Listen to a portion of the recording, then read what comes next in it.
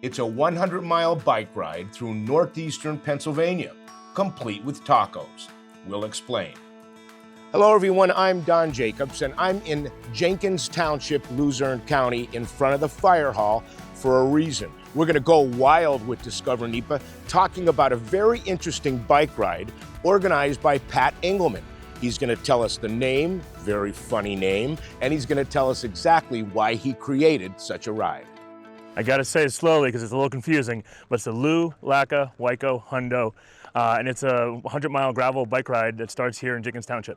And what's with the name? Explain that. It's Luzerne, Lackawanna, and Wyoming Counties. I was out for a ride one day and I stopped to take a break and I saw some chainsaw carvings of Native Americans, and there were 3 of them. And I sat and I thought, what the heck did they see back then? You know, what do we see now after all we've done, you know, to the environment? And I was thinking in my mind, like Manny, Mo, and Jack, you know, sitting there thinking, you know, about like reminiscing, sitting on the hill. And I said, maybe I should name them, how about the 3 counties? And, you know, although those aren't Native American names necessarily, all of them, I figured, you know, let's call them that. So I started from that day and I figured I had it right, kept riding and thought about the ride the rest of the day. We're heading into year 14. Of course, we missed the COVID ride, the COVID year, but we started in 2013. And about the course starts here in Jenkins Township.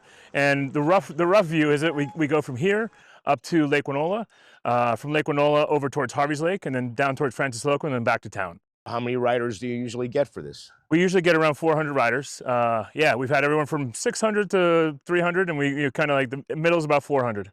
So does the money go anywhere? The money does. It goes. So the money goes to one. It is a business, but we do a giant donation to the local mountain bike organization, the Keystone Mountain Bike Team, which is a bunch of high schoolers and middle schoolers who are racing mountain bikes across the state.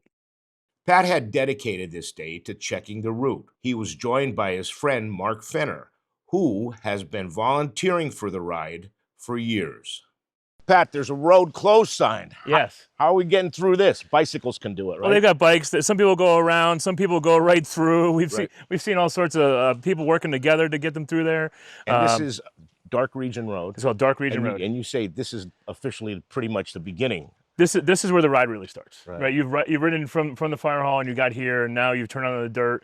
Now you feel the nature around you, and like also the ominous name of Dark Region. You know, it's like, oh, I'm now heading into the Dark Region and heading up this hill, and it, you know, kind of goes off in the unknown, you know, from here, and then, but it's just a beautiful ride. It's a hill, but it's gentle, and you can talk to your friends and everything else.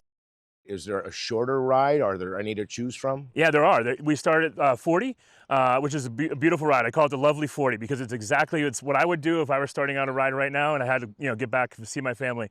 But we do a 40, a 62, a 75, and a 100. And where do your riders come from? Everywhere. Alaska, the Netherlands, but mostly Philadelphia, New York, Boston, DC, like the megalopolis. We have most of our riders from there, but we've literally had riders from all over the world come here just for this ride. Tell me about the taco thing. So the taco thing is, I like to eat real food on bike rides. I don't like the gels and all those other things, and you don't want to pack all these things, and I love tacos. So we were out on the ride. I'm like, where can we do this at? So at the midpoint, we used to be the midpoint of the 100, is now a little bit later in the ride. We have a taco stop in the middle of 𝗄𝗏𝗪𝗏 Road, like way up on the hill, and the 62-mile riders, the 75-mile riders, and the 100-mile riders all get to the taco stop. Who makes your tacos? Nora Chandra from Chandra's Pizza down the street, who used to babysit me.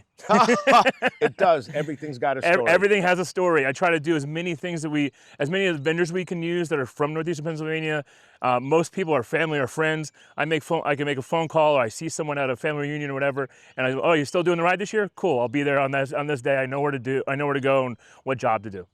I looked at your map and it seems like there's no rhyme or reason. You're turning right here and then left here. And how'd you come up with it? I came up with it. It's the story of my life. Every turn you make is the story of my life. You actually go to the single track I rode, the first bit I ever rode as a kid with my dad. You go there. You go to Lake 𝗚𝗏𝗧 where I spent my summers. You come back. There's a whole bunch of reasons. You actually go by the farm my dog is buried on from when I was a kid. I know all these little spots you go by are actually the story of my life. And like, if you knew all the stories, like you would know every single spot as to why we make those crazy turns. But also finding those spots and finding still the gravel roads and the unpaved roads and the less traveled roads and the ones that I think are beautiful.